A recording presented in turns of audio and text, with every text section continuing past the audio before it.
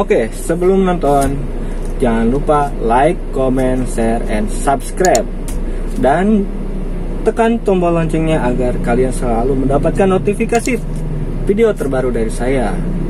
Silakan menonton. Bye. Tilu 2 hiji, gaskeun slur. Oke, baik. Assalamualaikum warahmatullahi wabarakatuh. Bertemu lagi dengan saya, Tony Iskandar. Oke, kali ini saya akan mencoba menjelaskan atau memberikan sebuah metode pembelajaran, metode ajar mengenai bagaimana cara mengemudi atau belajar mengemudi. Oke. Nah, yang kalian harus ketahui sebelum kita mengemudi ada hal-hal yang perlu diketahui. Tentunya tidak lain tidak bukan adalah interior yang ada di mobil, lalu alat-alat apa saja yang ada di mobil dan kegunaannya itu untuk apa yang ada di mobil. Nah, sekarang saya akan mencoba penjelasan step by step agar kalian bisa mengikuti, dan kalian pastinya tentu akan bisa apabila kalian tetap terus mengikuti video yang diberikan oleh saya. Dan saya yakin ketika kalian selesai mendengarkan atau melihat video dari saya, kalian akan senantiasa bisa untuk belajar mobil sendiri dan bawa mobil sendiri. Oke? Nah, yang pertama kali yang harus kalian ketahui yaitu adalah setir. Nah, setir di sini dia untuk membelokkan kiri dan kanan kendaraan, seperti layaknya pada sepeda motor, ya. Sepeda motor ketika belok ke kiri dia langsung ke kiri, arah kiri, dan belok kanan dia ke kanan. Nah, berikut juga mobil, namun bedanya adalah ketika motor itu hanya dibelokkan sekian derajat. Kalau mobil itu dia menggunakan putaran. Jadi putaran, ya, mengikuti atau menyesuaikan pada kondisi jalan itu sendiri. Nah, lalu cara pemegang setir adalah seperti ini. Nah, jadi kedua tangan berada di atas ini, ya. Nah, seperti ini. Lalu apabila misalkan kalian tidak nyaman pemegangan setir seperti ini, ketika kalian sudah merasa nyaman, bebas kalian boleh memegang di sini, ataupun dimanapun, atau di sini, ya. Itu terserah, tergantung gimana kebiasaan kalian. Tapi untuk diwajibkannya yaitu seperti ini, agar nantinya ketika ada ketika ngerem mendadak itu kalian bisa ada tahanan untuk di tangan itu sendiri, ya. Nah, lanjut ke tahap berikutnya. Nah, di setiap setir di sini ada yang dinamakan ini klakson, ya. Ada yang dinamakan untuk pijitan klakson. Klakson itu adalah untuk tanda apabila kita merasakan tanggung atau orang lain menghalangi, kita bisa menggunakan klakson. Nah, cara penggunaan klakson yaitu tinggal dipijit saja. Untuk di mobil Avanza saya ini dia klakson lebar, ya. Bisa di kiri, ya, kiri atas dan bawah, bisa di kanan juga atas dan bawah. Nah, itu tinggal kita pijit saja, tinggal seperti ini. Nah, misalkan seperti itu, ya. Misalkan seperti itu, kita bisa pijit saja. Nah, mau kayak seperti ini. Nah, gitu bisa juga. Oke. Paham, ya? Oke, selanjutnya kita ke Nah, kita ke tuas sebelah kanan. Nah, ke tuas sebelah kanan di sini dia adalah untuk lampu-lampuan, ya, untuk lampu-lampuan. Pertama yaitu untuk lampu sen kanan dan kiri. Nah, seperti ini, ya. Lampu sen kanan kiri, lampu utama atau lampu penerangan, ya, lampu tembak dan juga lampu jarak jauh. Oke, cara penggunaannya mari kita saksikan. Sebelumnya kita on-kan terlebih dahulu.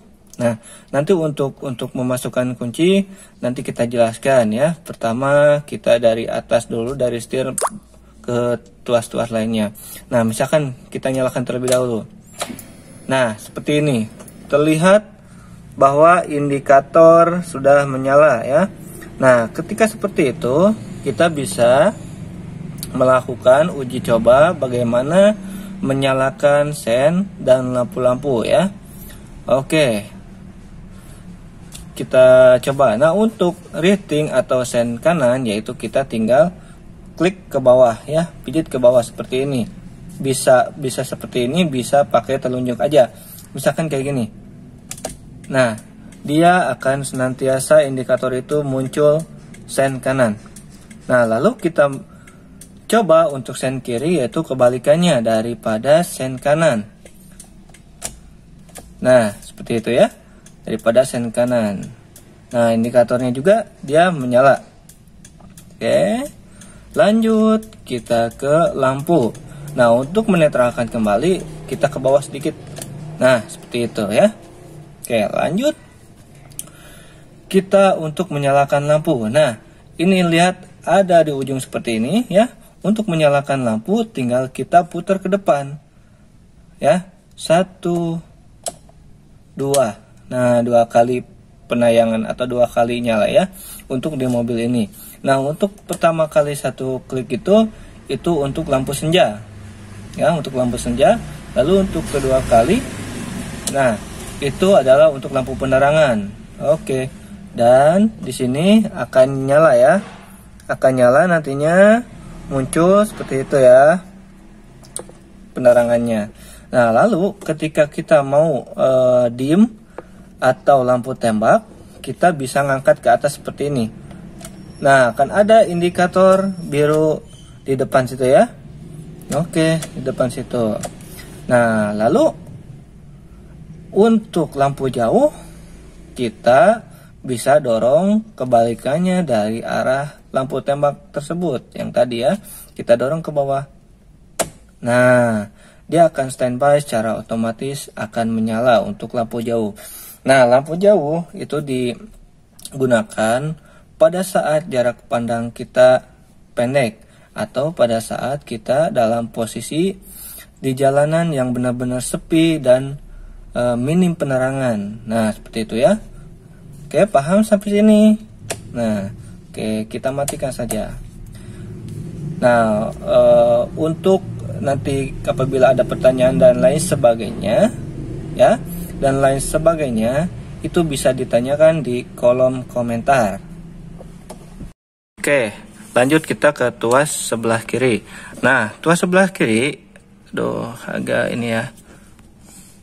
Oke, tuas sebelah kiri ini adalah untuk penggunaan wiper.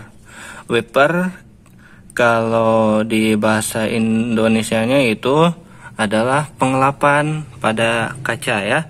Pengelapan pada kaca. Nah, pengelapan pada kaca di sini yaitu pada saat ketika hujan ya, digunakannya pada saat ketika hujan. Pada saat ketika hujan saja digunakannya.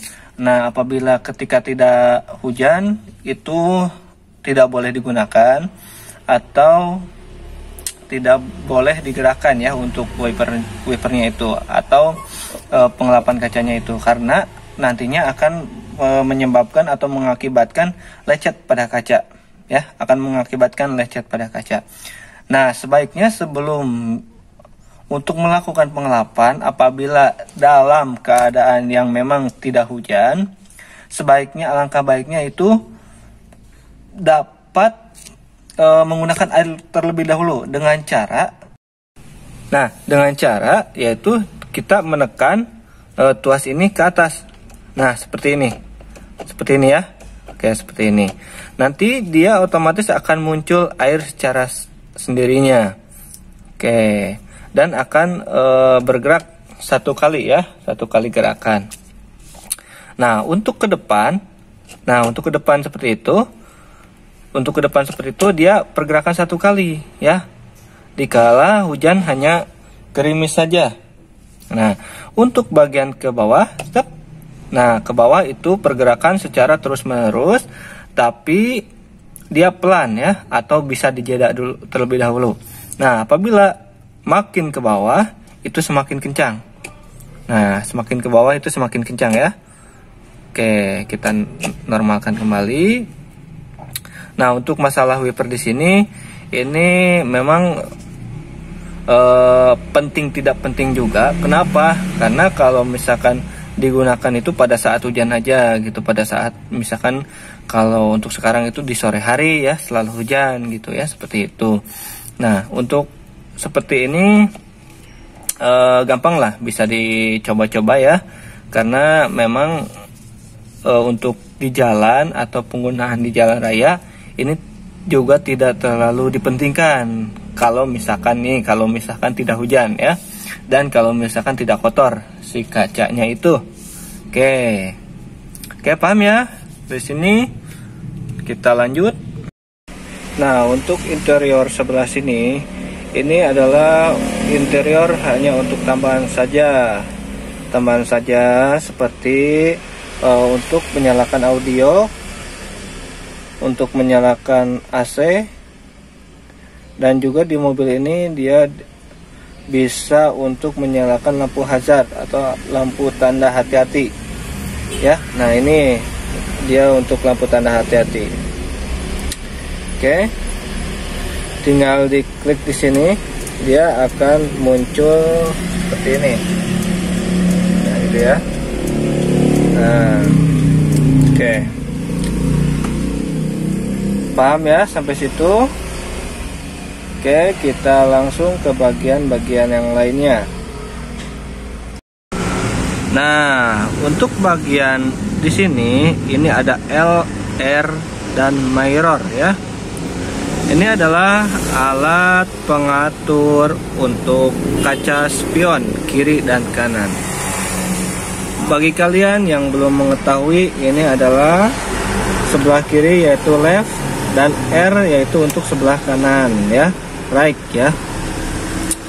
Nah, untuk cara penggunaan, apabila kalian ingin mengatur kaca spion sebelah kanan, kalian tinggal mengklik R ini, tinggal klik satu kali, klik. Nah, lalu arah mana yang akan kalian tentukan. Misalkan kurang ke atas, pijit ke atas, kurang ke bawah, pijit ke bawah, kurang ke kiri, pijit ke kiri, kurang ke kanan, pijit ke kanan ya. Dan begitu juga sebaliknya di bagian sebelah kiri. Oke, paham? Siap, kita ke lanjut bagian. Nah, oke. Nah, ini di pintu sebelah kanan. Di pintu sebelah kanan itu ada yang dinamakan sebagai tombol turun naik kaca jendela atau windows ya. Oke. Nah, ini ada 4 atau 5 ya. Ada 5 pijitan. Bagian sini adalah ini untuk lock ya, untuk lock jendela atau untuk lock kaca ya pada Windows. Nah, untuk bagian ini semua itu adalah alat untuk menurun naikkan kaca jendela. Nah, untuk bagian auto ini ya, yang auto ini itu untuk bagian sebelah kanan di depan atau untuk supir. Nah, yang sebelah kirinya yaitu untuk bagian depan sebelah kiri. Yang belakang itu adalah untuk bagian kanan yang di tengah. Nah, untuk yang sebelah kirinya ini adalah untuk bagian sebelah kiri yang berada di bagian tengah. Nah, kenapa ini ada salah satu yang bertuliskan auto? Auto ini yaitu bermaksud apabila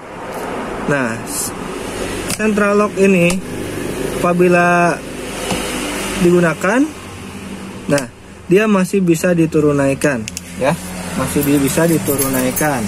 Contoh contoh turun naikannya misalkan ketika ini saya pijit ya. Yang auto di sini dia masih bisa turun naik.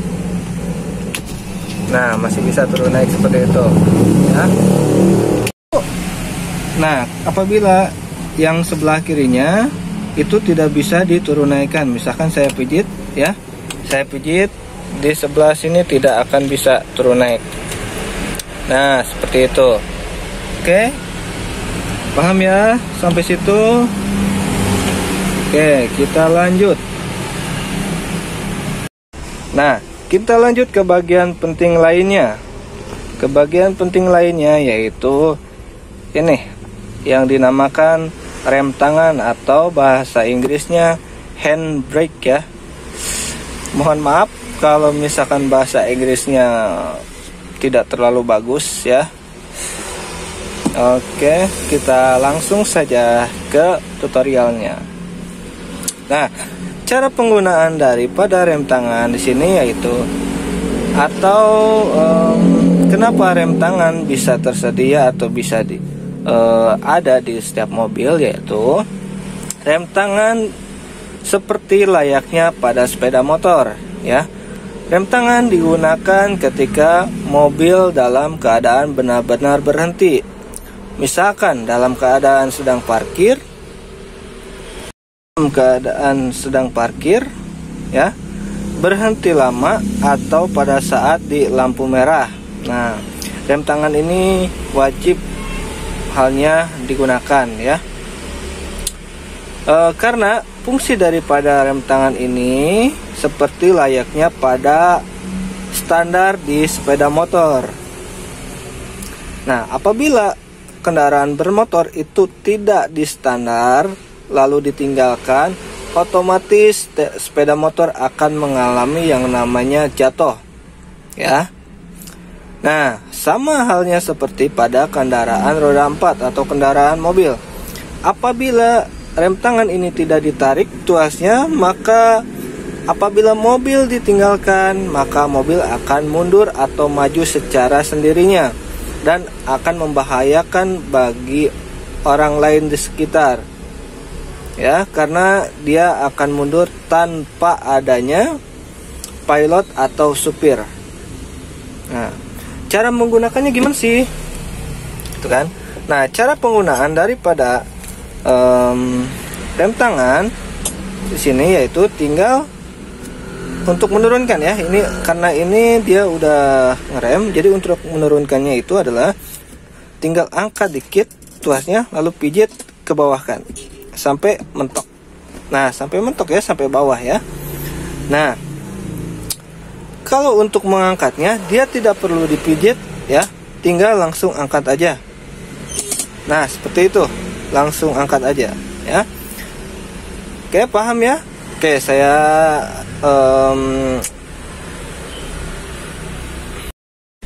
coba lagi ya.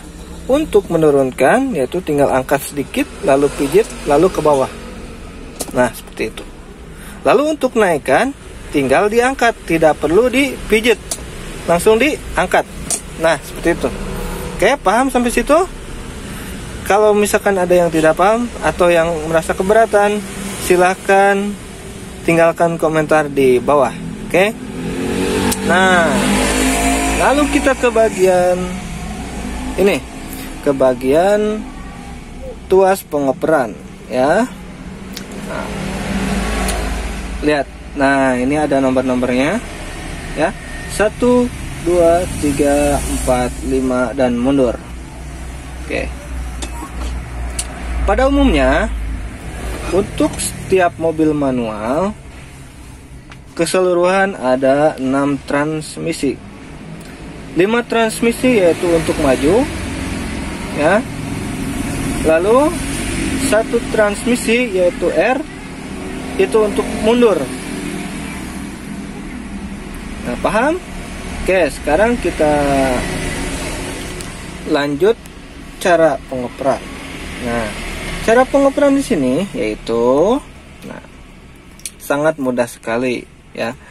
Cara pengoperan di setiap gigi manual itu harus dengan menggunakan coupling. Nah, coupling itu harus diinjak secara full ya. Dan kopling nanti kita jelaskan satu-satu ya. Nanti kopling, rem sama gas nanti kita jelaskan satu-satu. Nah, yang terpenting untuk setiap pengoperan itu harus dengan menggunakan kopling. Contoh ya, untuk awalan itu pertama maju itu harus menggunakan gigi 1. Nah, gigi 1 berada di sebelah mana? Berada di sebelah kiri lalu atas, kiri lalu atas ya. Nah, ini kita berpatok di tengah-tengah atau yang dinamakan netral.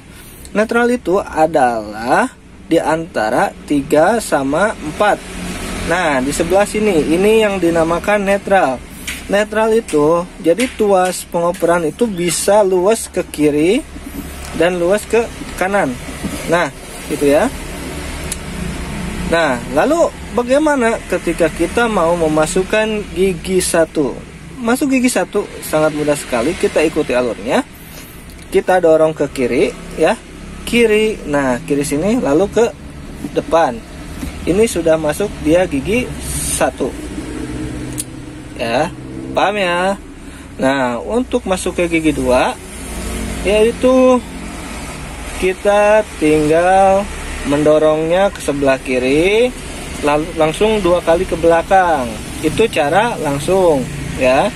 Kalau cara yang tidak langsung itu kita berpatokan pada tengah-tengah terlebih dahulu. Contoh untuk cara langsung, kita dorong ke kiri, cek dorong kiri sedikit, tidak perlu dengan menggunakan tenaga, ke belakang 2 kali, tak. Nah, gitu ya. Itu masuk gigi 2 di sebelah kiri bagian belakang. Itu cara langsung ya. Nah, kalau misalkan kalian tidak bisa menggunakan cara langsung, oke, kita dengan menggunakan cara yang tidak langsung, yaitu kita berpatokan pada posisi tengah atau posisi netral. Oke, gimana caranya? Seperti ini. Kita kedepankan dulu ya untuk netral. Tek, dia akan kembali senantiasa ke tengah ya. Nah, kita mulai dari masuk gigi 1. Dorong kiri lalu ke depan. Nah, dia masuk ke gigi 1. Untuk masuk ke gigi 2 yaitu tinggal ke belakang sedikit, tak, dia otomatis kembali lagi ke tengah kan. Nah, jadi tidak perlu ada dorongan kiri, tidak perlu ada dorongan kanan, dia otomatis kembali ke tengah. Nah, lalu untuk ngoper gigi 2 tinggal langsung ke kiri lalu ke belakang. Nah, seperti itu, gampang kan ya. Oke. Untuk ngoper ke gigi 3 yaitu tinggal langsung ke depan sedikit. Nah, seperti itu. Lalu kembali lagi ke tengah, dia langsung dorong ke depan. Itu masuk gigi 3. Nah, untuk masuk ke gigi 4 itu sangat mudah sekali. Dari gigi 3 dia tinggal lurus ke belakang. 1 2. Nah, lurus, dia gigi 4 ya. Udah masuk. Nah, untuk masuk ke gigi 5 dia tinggal dorong ke tengah ya, kanan dikit lalu ke depan. Oke, mudah ya. Untuk masuk ke gigi mundur yaitu tidak bisa langsung dari gigi 5, 4, 3 dan lain sebagainya. Itu biasa digunakan untuk hanya untuk parkir dan juga untuk atret ya, atau juga putar balik ya. Putar balik yaitu kita berpatokan berarti di tengah-tengah. Nah, di tengah-tengah di sini berarti kita ke belakang sedikit. Oke, ke tengah. Tinggal kita ke kanan lalu ke belakang. Nah, seperti itu. Oke. Mudah, gampang ya. Oke, tinggal dipraktikkan di rumah atau di mobil kalian masing-masing. Oke, kita kembalikan lagi ke tengah. Nah, paham ya? Oke. Sip.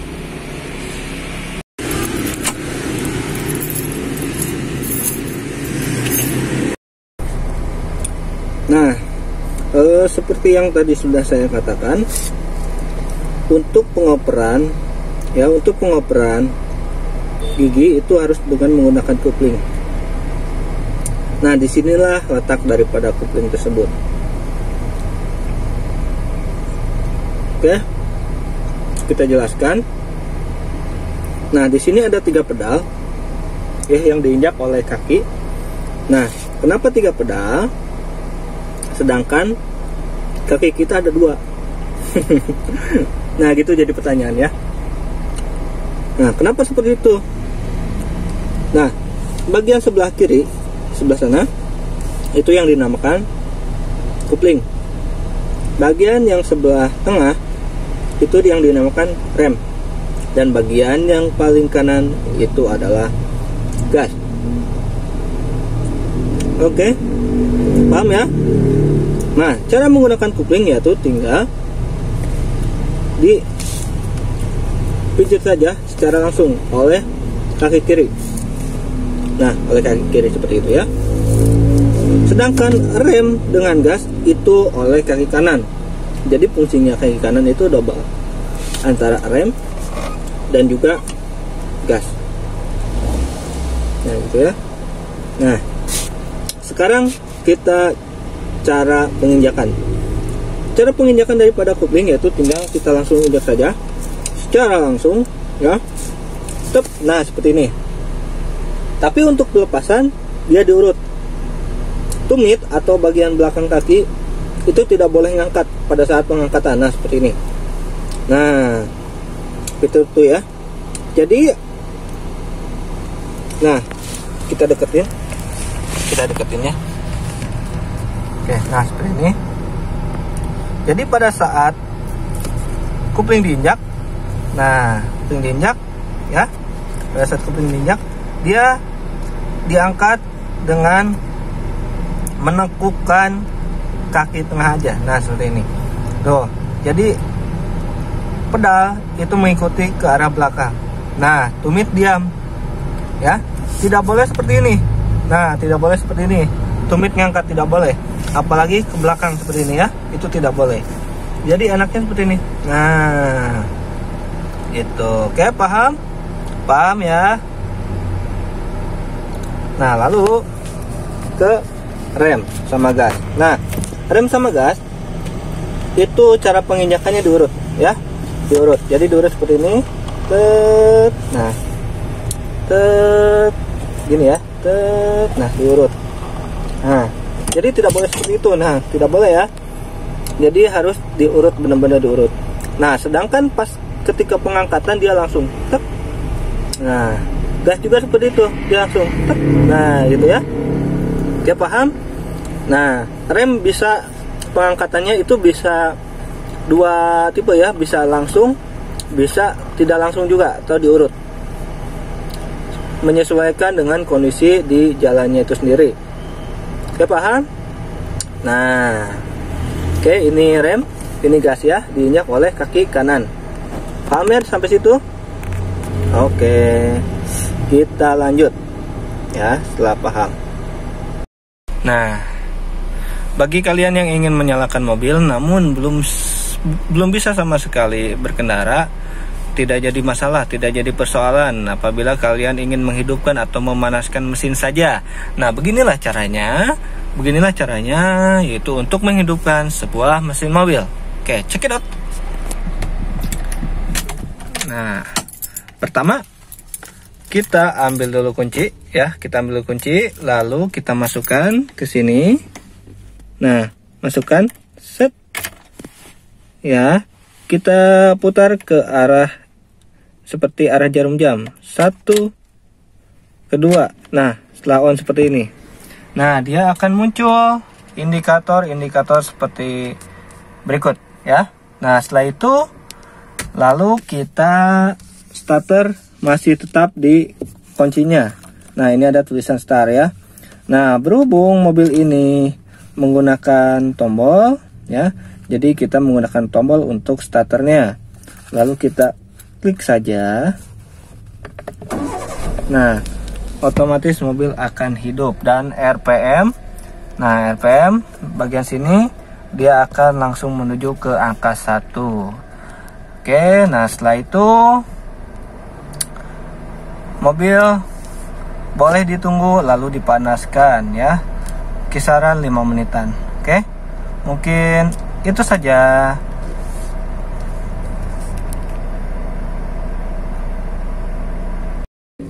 Oke, terima kasih untuk perhatiannya.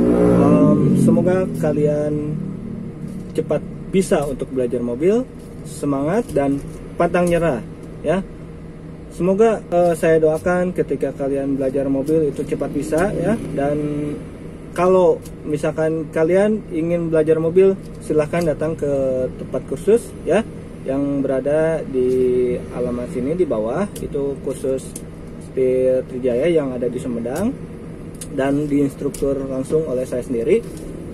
Oke, sekian, terima kasih atas perhatiannya. Wassalamualaikum warahmatullahi wabarakatuh. Bye bye.